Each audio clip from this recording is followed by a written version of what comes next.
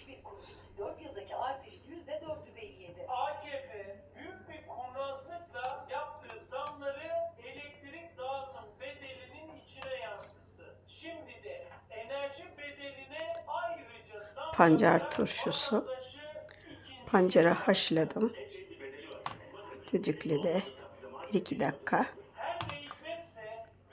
Şimdi soğuyunca sirke, tuz, sarımsak onları katacağım.